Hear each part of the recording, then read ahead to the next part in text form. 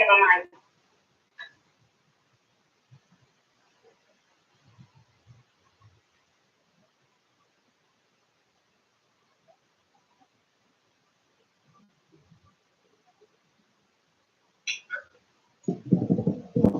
From a bad time and come up again. I was particularly impressed by her in Splendor in the Grass, where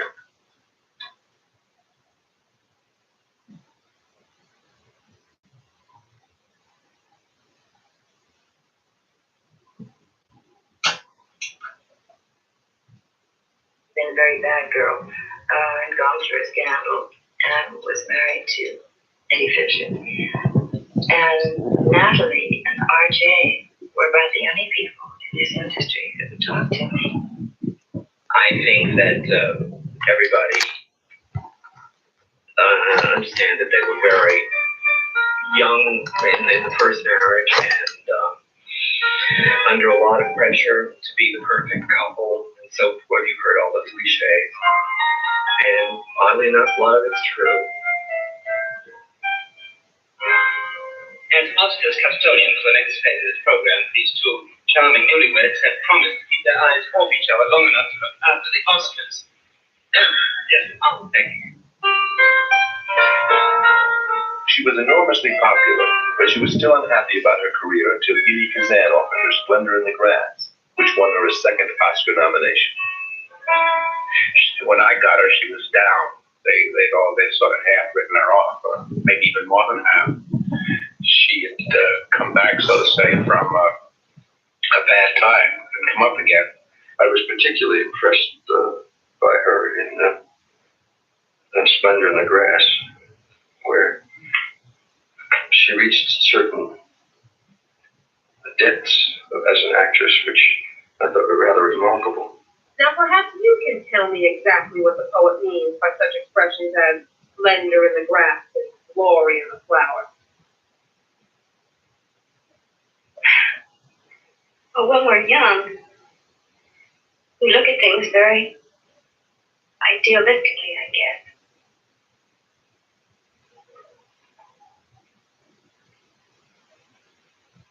And I think Wordsworth means that when we grow up,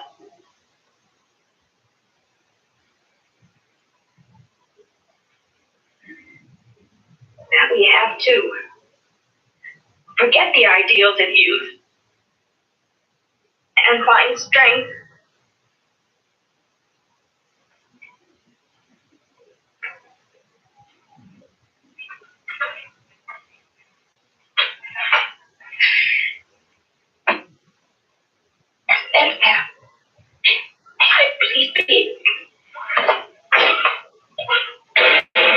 There was a dark side to her as well, and I think that she successfully used this in her work. Is it all on account? Because bad? Because he doesn't call for you? I don't know, Mom. I have a mind to call that boy and tell him. Don't you dare! Don't you dare, Mom! Don't you dare! Don't you dare!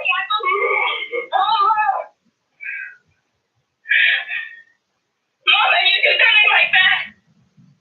I'll do something desperate! I will, Mom! I will!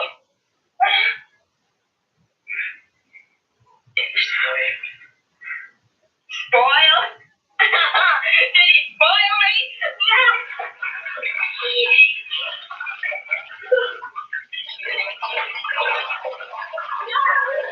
No, Mom! I'm not spoiled! I'm not spoiled, Mom! I can just spread and I burned you like the day I was born, Mom! Stop it! I'm a lovely virginal creature. One thing you need spoiled! Stop it! Girl, down! Good little girl! I've always done everything Daddy wanted to tell me! I obey her! I hate you! I hate you! I hate you! In the water scene in Splendor, she knew it was coming up, of course, but she was definitely under the impression that a double would be used. There was no question about that. I didn't say I'll use a damn double. How could you use a damn double? You had to go 10 miles away. I'm sure Kazan has his own version of it, and it just seemed to me that was going to wait until we got down to that day and take it from there and kind of gently get her into it.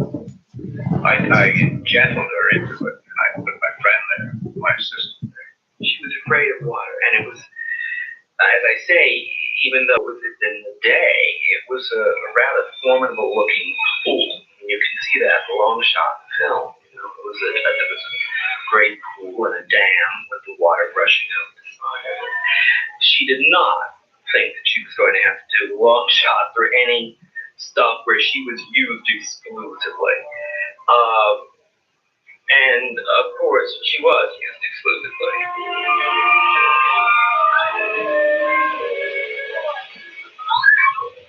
After it was all over, she was tremendously proud of having done it herself. I mean, she was ecstatic. She was also furious that she had more or less been hoodwinked into this, you know. My favorite scene in Sven in the Grass is the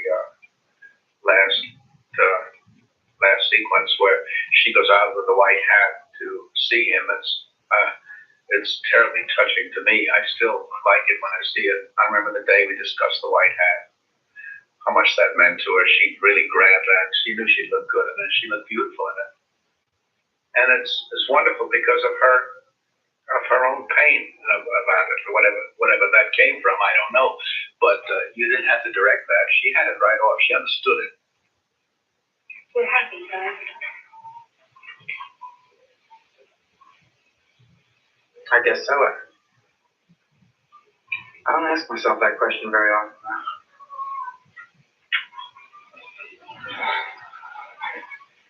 See, things work out awful funny sometimes, don't they? Yes, they do.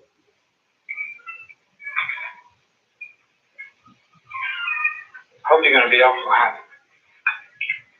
Like you, Dad. I don't think too much about having a baby. I met Natalie when I was working on the casting of West Side Story. It was rather an instant take. We both looked at each other, smiled, and became friends immediately. All I can remember one time is that I think it had to do with the I Feel Pretty scene. I think it had to do with that. And she didn't want to handle some prop because she thought it was a bad luck. Part of her Russian superstition having to do with a certain kind of feather, I think, but I'm not sure. And she said, no, I can't handle that because that's bad luck. And I said, I want to use this other kind. And she used the other kind and it broke in the middle of the scene. And she turned to me and she said, your witchcraft is better than mine. And it was just a joke, but it was done with such good humor all the time. Dancing was fun. She wasn't a dancer in the sense of a professional dancer, but she had some training and she moved very well. So that was easy to do. Well, we went to a studio, began working on a little sequence which wasn't in the original Broadway musical, a sequence along the rooftop. It was very simple, it wasn't very complicated. But she was musical. And she understood what the mood of the piece was, which was really about the mood rather than about the steps that she was doing. When she was waiting for Tony, she had a date with him that night, and she was up on the roof thinking about the anticipation of being with him.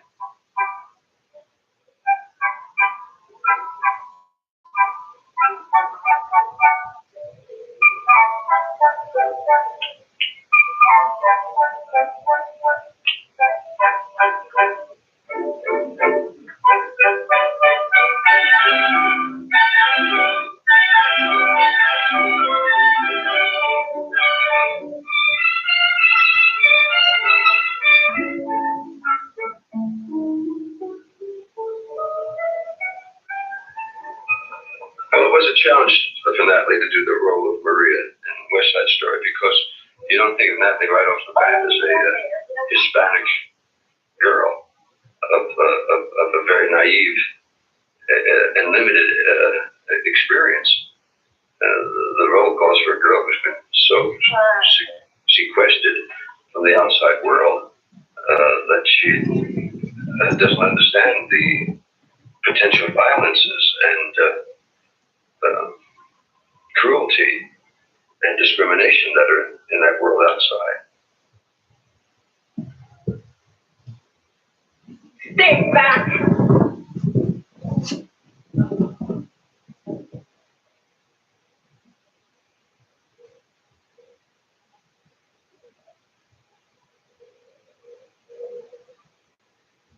How do you fire the gun? Pulling this little trigger. How many bullets are left, Chino? Enough for you? And you? All of you! You all killed him! And my brother! And raped! Not with bullets and guns! With hate! And I can kill too. Because now I have hate! How many can I kill, Chino? How many? Still have one bullet left for me.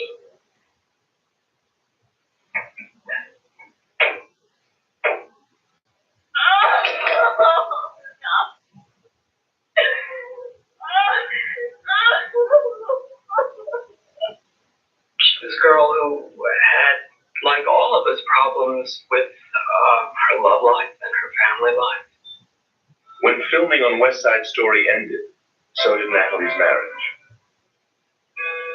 Most people search for what makes them happy, Natalie said. I guess I haven't found it yet. She seemed to find it with Warren Beatty in the co-star from Splendor in the Grass. The new couple were photographed everywhere.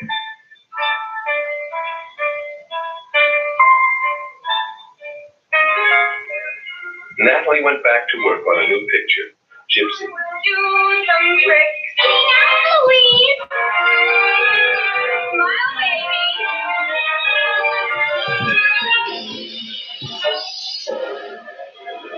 Wichita one and only Burlesque Theater presents Gypsy Rose Lee.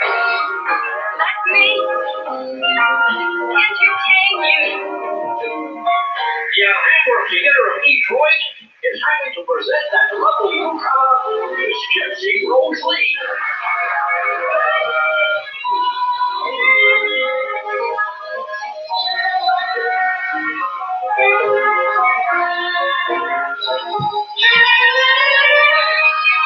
In Splendor, she was a girl searching for love. Now she was a young woman searching for independence.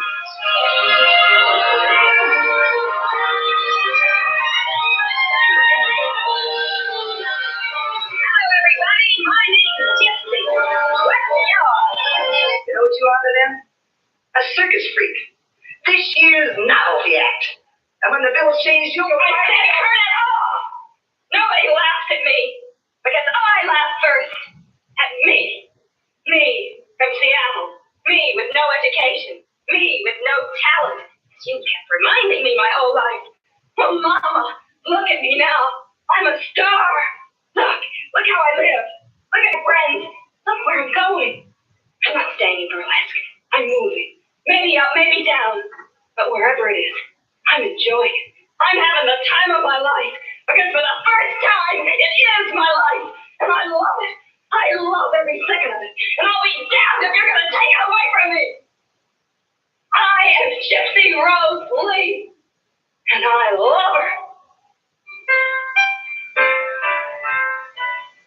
The affair with Beatty broke up, and at 24, Natalie began to feel very alone and very scared of it.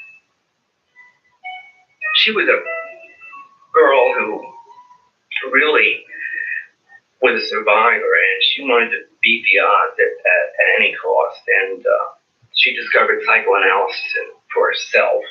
I think also psychoanalysis helped. She had some therapy, psychological therapy, and I think that she developed a conviction from that you had to rely on yourself and not on what the Hollywood reporter said about you. When she saw her friends who were in trouble, she wanted to help them. And there was a point at which I was a total mess. And she came to me and she said, if you will go to a doctor, I will pay for it. And she did. She said she'd pay for it for 6 months. She only paid for 5, but I forgive her. Love with the Proper Stranger won her a 3rd Oscar nomination. It's really kind of of a love story in reverse. That it's two people who have made love. The woman is now pregnant. She goes looking for the guy to take care of it, and then they fall in love. I'm gonna have a baby. Look, you just don't walk in a place like this and I'm scared. I think it's a growing awareness of our own ability to stand on our own 2 feet. well, look, you want to hear me say I want to get married? All right. I want to get married.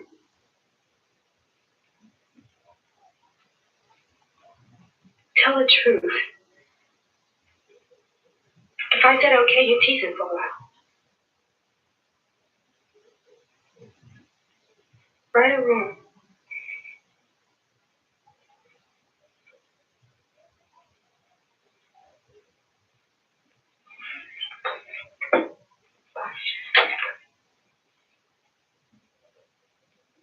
Dominic, I really owe you an apology. You know?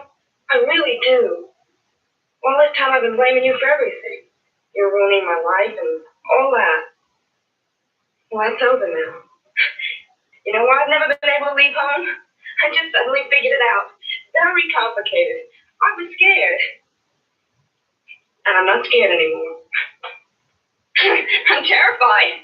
Sonny? She took her work seriously. She really did. She had fun doing it, but it was a very serious attitude that she brought onto the set. The superstar felt privately low but kept up a high public image. She had an instinct for glamour and never lost her childhood love for performance. She could give the impression of someone firmly in charge of herself, even though she was secretly vulnerable. She was a damn good actress, and she did whatever was required. Our technique really was just to get out there, know your lines, hit your marks, and do it. Without a lot of sturm and drang, without pressuring and banging your head and playing all kinds of acts. She just went out and did it. You were just doing your job and feeling damn lucky that you got the gig. She always kept a lookout for a good comedy role, but a good role was hard to find. Sex and the Single Girl didn't exactly leave them lacking. The Great Race offered little more than a chance to show her talent for slapstick. Mr. Boss, Please! When the Harvard Lampoon voted her the worst actress of the year, she seized the opportunity to play a comedy role in life. She accepted the award in person, something that had never happened before. You know what the Lampoon Award was? Yes, yes. Not only for last year, but this year and next year, the worst That's actress right, of the year. yes. Were you a little hesitant about coming up to accept it? Well, no, I felt that you should try to, accept awards that are given you, and they invited me, and I thought it was only polite to come and accept the awards. I feel very honored about it, and I think it's sort of unique because the last year it was they gave me the award for Brother Frank Stranger for the worst actress, and I had also nominated for best actress. So I thought that was kind of interesting to have those two awards come to the same performance.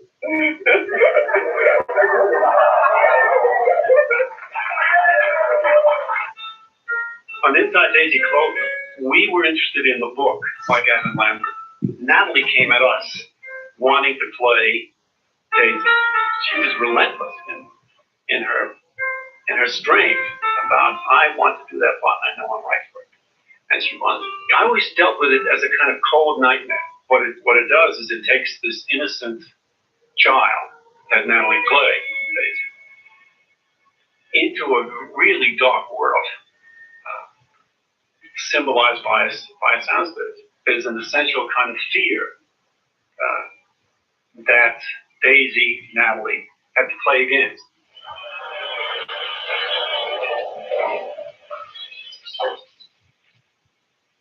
who taught you to sing? No one. You sang how to Whitney Houston. I asked you why you sang. My world is garbage stuff, and we're just the flies it attracts. Maybe she's right. But when I sing, her smell doesn't seem so bad.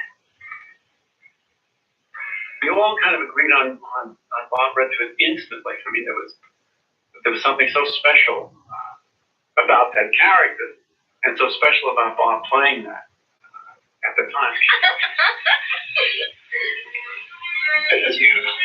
You're a crazy monstrous child. You are. Streaking through life like a hare with a hound's after you. And they are after you, dear heart, you know.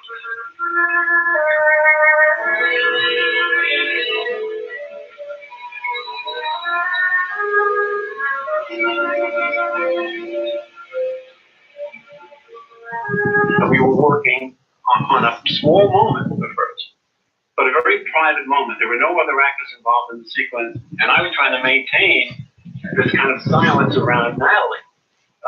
And I guess my temper started to go. I started to get angry at it.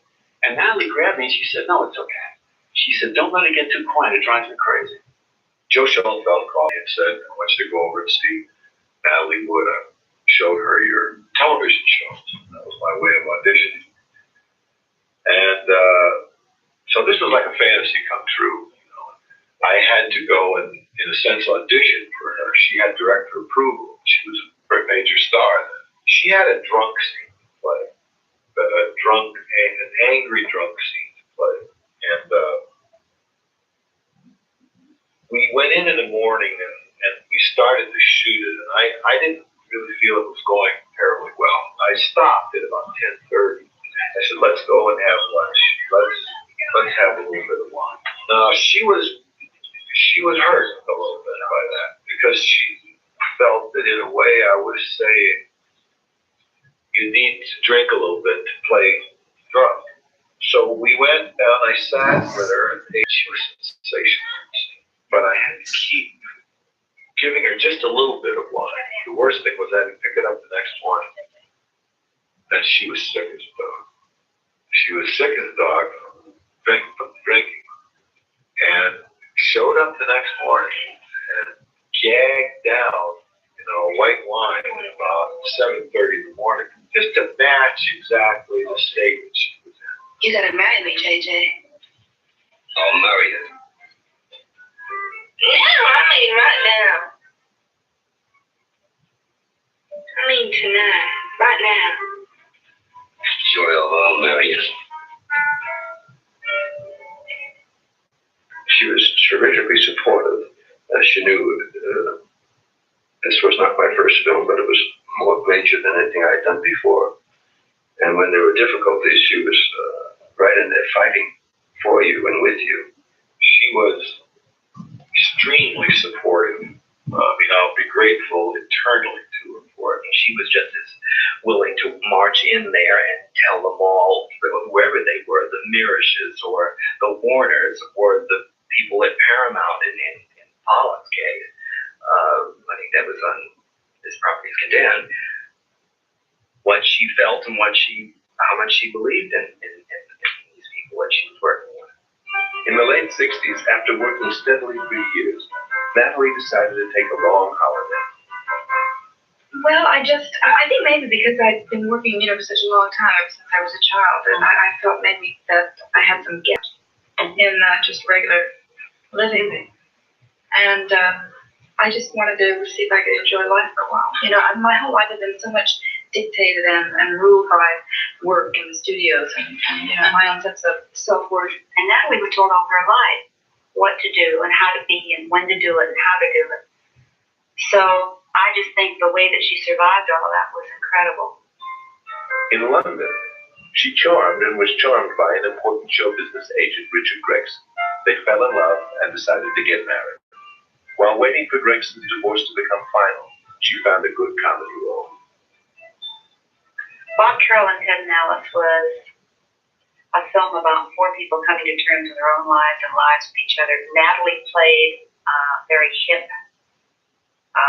with-it wife who had an extramarital affair. I, on the other hand, played a very uptight lady. They all wind up going to bed with each other. In bed, they get in the same dead. Nobody does anything about it. But they go to Las Vegas and they all get dead. It was kind of a breakthrough film at its time. That was kind of the first time in film that kind of thing had been discussed and been shown. Would you like to go to bed with me? Bob? Oh, come on, Alice! And don't tell me that you couldn't possibly make love to Carol. Absolutely not. Absolutely not. Under no condition. Oh, is that a fact? Does she turn you on? That's yes or no? Oh. Inside. Oh. Alice. Alice. What a beautiful woman. Oh. You see right through us. You're beautiful. You know where it's at. I feel very fortunate to have done my first major film with her because she told me how to stand up for myself. After a major hit, Natalie married Richard Gregson in a Russian Orthodox ceremony and took time off to raise a family. Their daughter Natasha was born on September 29, 1970. And the whole star thing, Natalie said, seemed so far away. There's nothing quite like finding out for the very first time that you're going to be pregnant and to go through that first pregnancy. It's the most, because no matter how fantastic the next one is, there's just nothing ever quite as miraculous as that. I think being a mother was a very, very important part of my life. And I know she was just so proud of the first baby. A year later, the marriage with Gregson ended. At 33, Natalie was alone again. What happened next is supposed to happen only in the movie. RJ and Natalie met again. Both divorced and both with daughters, they fell in love again. Or realized that they'd never fallen out of love.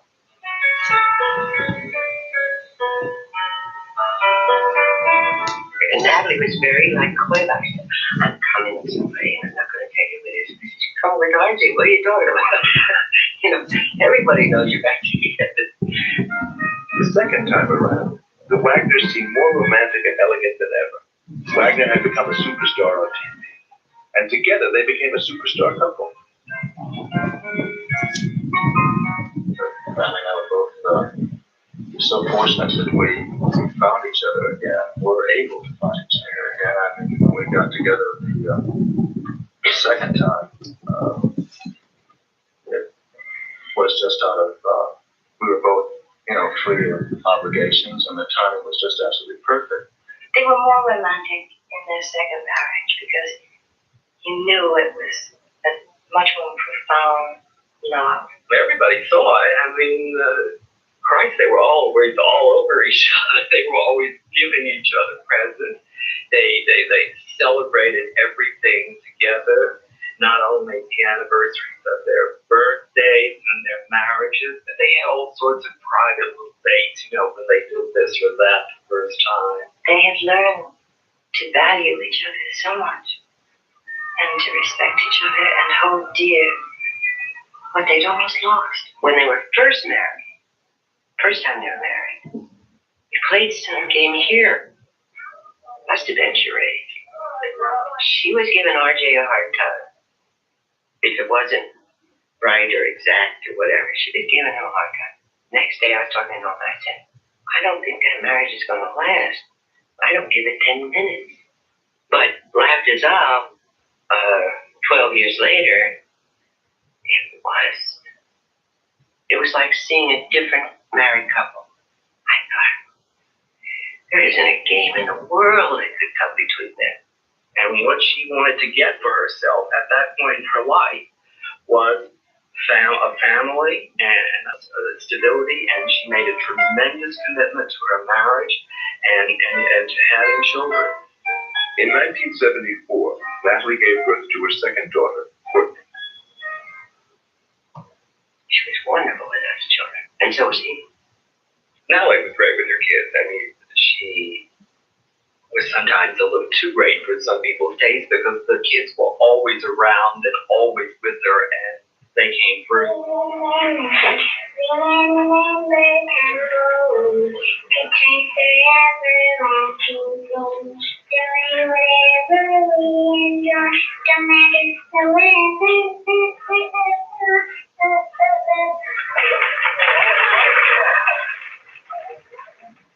the song. Oh, How about your sister? Does she know? oh, Courtney does. Want to come on there after?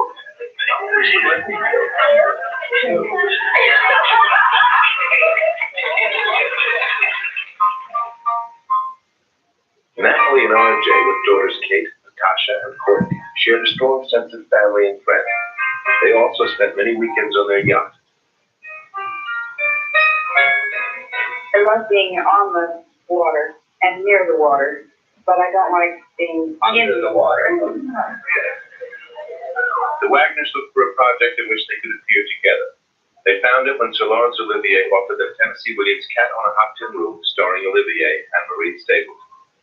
And she was wonderful in the part. Wonderful in the part. And I think we were all united in our awe of Sir Laurence. And he was insane about Natalie. My God, what a beautiful woman she is. And I'd say, yeah, not too shabby. Not too shabby. Brett, I told a lie to Big Daddy. But we can make that lie come true. When that's done, I'll bring you liquor back here. We'll get drunk together. Here, in this place. What do you say? What do you say, baby?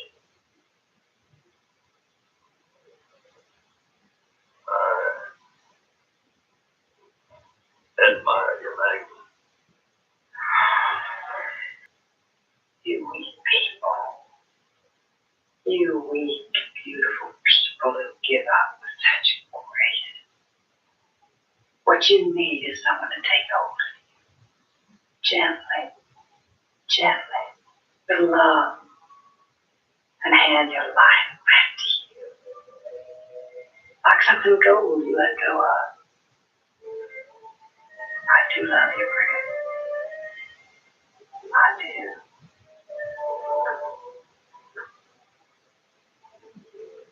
Wouldn't it be fun if that was true?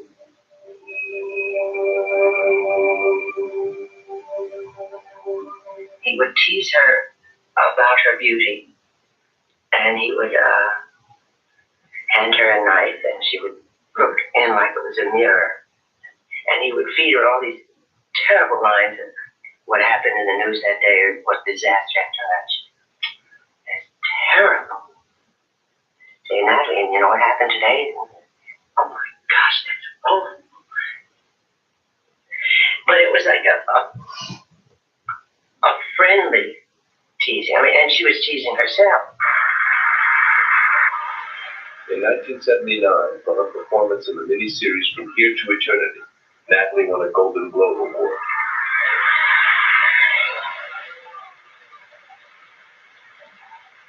Wow. This really feels nice. Thank you very much. I'm completely surprised.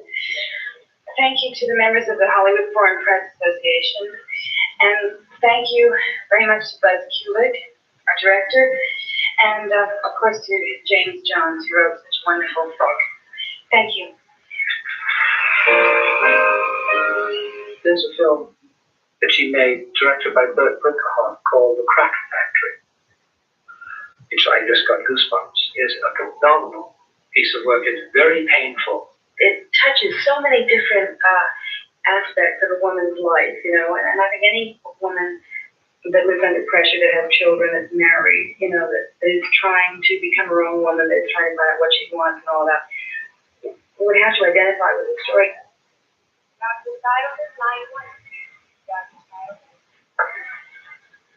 It's okay.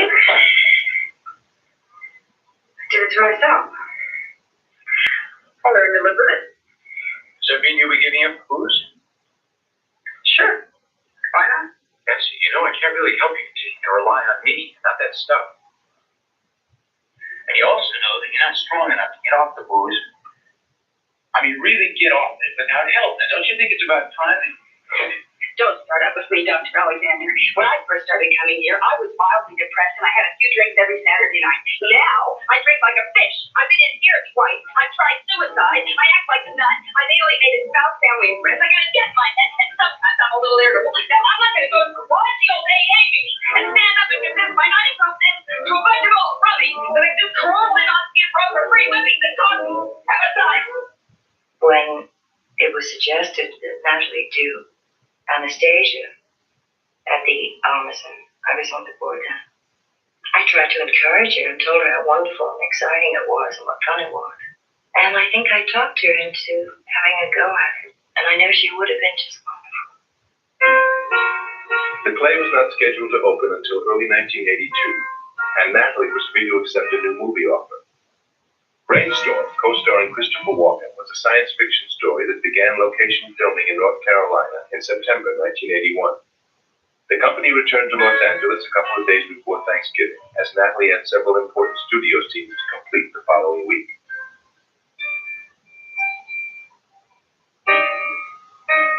She and RJ invited Chris Walken to join them on their yacht for the holiday weekend. Late Saturday night, November 28, 1981, Natalie went to bed while RJ and Walken sat up talking. Sometime later, RJ realized that Natalie was no longer on the yacht.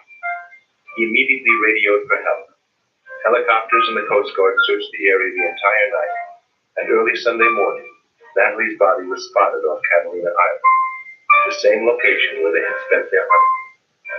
She was the victim of an accidental drowning.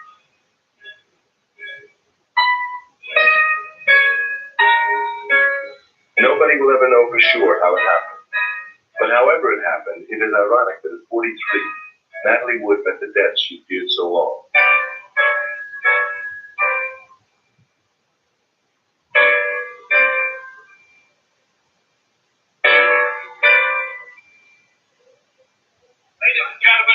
Just over 5 years later, on February 1st, 1987, a star was dedicated on Hollywood Boulevard to a special star. She made a tremendous contribution to this industry. She made wonderful movies. She was a consummate professional and a great credit to our industry. And I think she would have been very, very proud.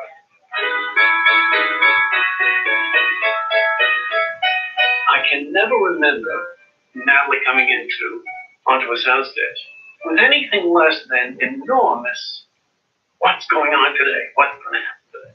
She was very thoughtful. She loved to laugh and have a good time. And she was fun and easy to be with. And she knew her own strengths. I knew if I called her, if I needed something, she'd be there. Warm, loving, giving, supportive. Her liveliness and her sassiness, all the nice human qualities. You know, if I were to think about what do I miss, I miss that friend and that loving person. What one remembers, the best part that one remembers was this tremendously vital, beautiful force.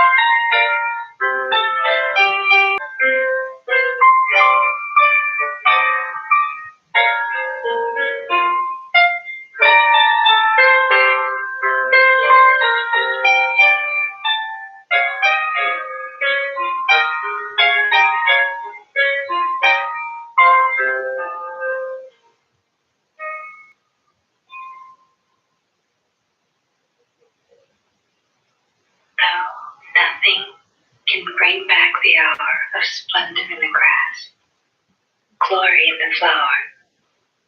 We will grieve not, but rather find strength in what remains behind.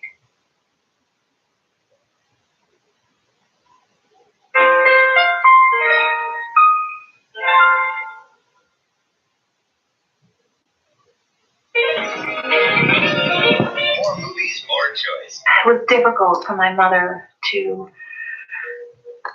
go through the aging process. She was very concerned about her looks, and she was mad about makeup and creams, and would in fact tell me that I'd always have to take care of my skin and make sure that I put cream on my face and to avoid wrinkles. She had a difficult time aging. I think it was hard for her. The running feud between Rita Hayworth and Harry Cohn is heating up again on the set of Cal Joey.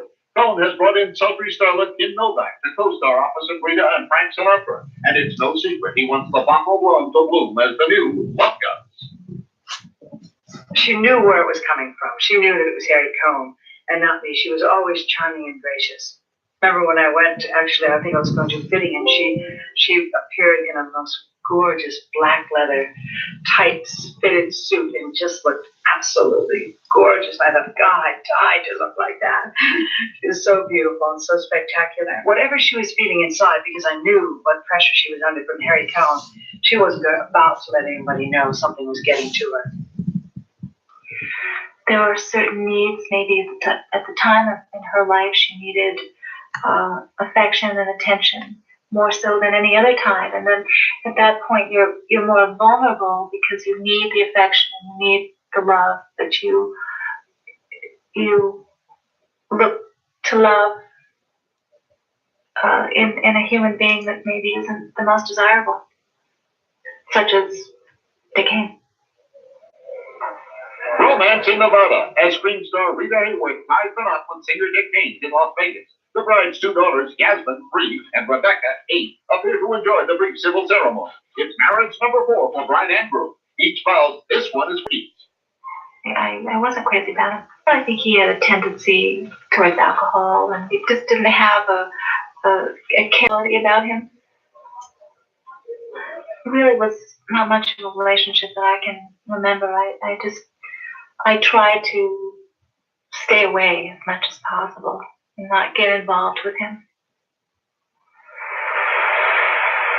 Dick Haynes' fading singing career doesn't bode well for his new bride. Dick has reportedly insisted the lovely Rita, who draws crowds wherever she goes, leave the kids behind and appear at his far-flung club dates. It's fine to stand by your man, Rita, but maybe you should sit this one out. I don't understand how she would fall into those things. She's intelligent enough. But anything he wanted, she did. She appeared at the immigration hearings, everything for him. Anything for Dick Haynes at that point. I think if a man loved her, she existed. It's that simple for her. If she was loved and looked after and cared for, she existed. You know how I mean that? In her deepest sense of herself, she did not exist unless it was in the arms of, the face of, the eyes of, or at some time, and certainly on a lot of occasions, the brutality of a man. There are people who can cope with the ups and rather mostly the downs in life, and she was really not strong enough to deal with the blows.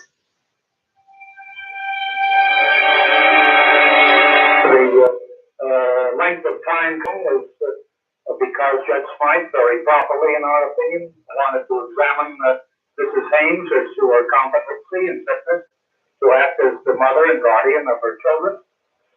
And listening to the statements made for and on behalf of Prince Ali Khan, that the custody of Yasmin should be with Rita Hayworth. Mother had a drinking problem.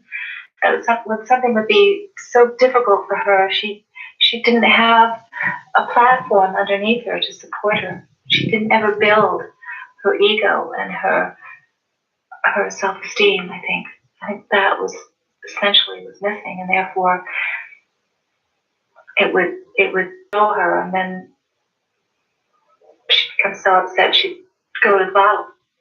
More bad news for Mr. and Mrs. Haynes. Columbia Pictures has filed a breach of contract suit against Rita Hayworth for walking off a movie set. This uncharacteristic behavior for someone known for her professionalism, claiming that Dick Haynes is interfering in what should be a simple negotiation over visitation rights, Prince Ali Khan has asked the courts to extend its jurisdiction over his daughter Yasmin. Singer Dick Haynes' career continues to slide downhill, despite Rita Hayworth's appearances at his nightclub engagement. Rita continues to insist that nothing is, and despite new evidence to the contrary, she is flying to Las Vegas this week to be with her husband during interview. She wanted that quality of a simple man to be a simple life, but she was too far gone. She was too big a star and too famous to get into that simple life.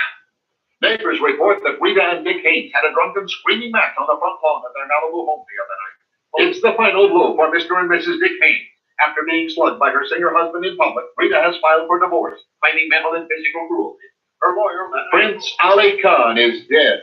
1 week after visiting his daughter Yasmin, and ex-wife Rita Hayworth, the 44-year-old diplomat was killed in the night. I'm no good. I'm all worn out. I've been passed from hand to hand. I just meant to think that nice young American boys couldn't conceive of in their wildest nightmares. I've lived on the ruins. Armies marched over me.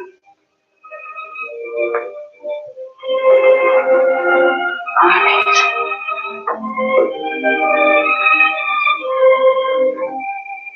I've been debased. I look in the mirror. I say, what a lie. At the first glance, the face looks like the face of a human being.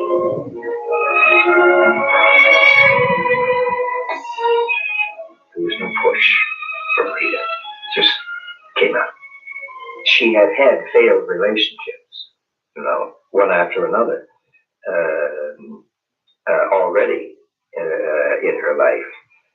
But in other words, I think that it was the kind of thing which basically for an actor he loves. It's a bit delicious when you read a scene as the character who's in it, and you, the actor, you get through reading and say, oh boy, I've been there. I know, I don't have to wonder. How am I going to play this? I've been there. I know.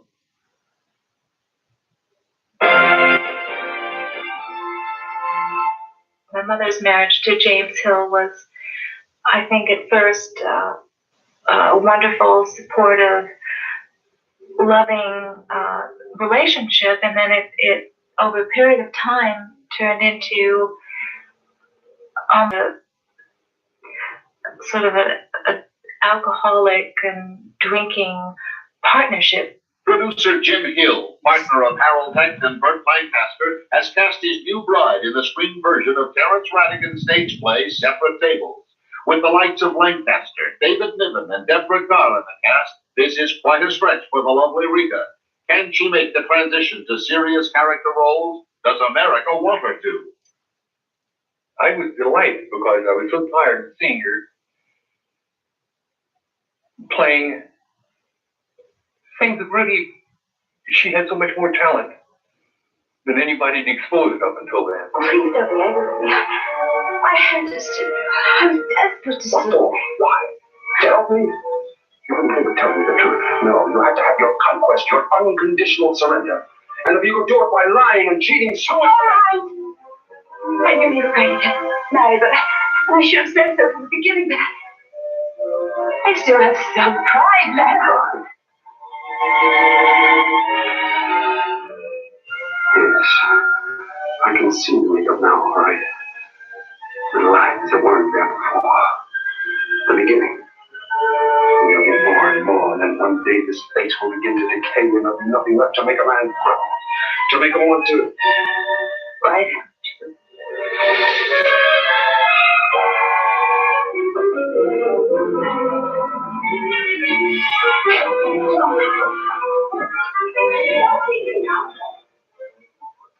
She began to unwind. These strange things would happen.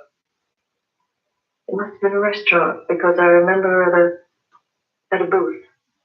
Yes, I saw her, came across to her. I don't know where. I don't know.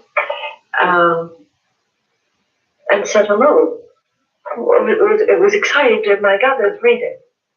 And went over to say hello, and it was just nothing happened. Ann Miller and myself were invited to her house, and so in the middle of the dinner, she suddenly said, "I don't like either of you. Get out." Just like that. And Ann sort of, smoothed her over, and she said, we left. A little later, she called me up and said, "Well, hello, honey, how are you? You know, what's new?" She had forgotten all about it. She would become forgetful. She would hallucinate in the house, think that she would hear voices outside in the middle of the night, and would call the police. The Beverly Hills police would come in the middle of the night and look around the house. There would be no one. And she did this quite often.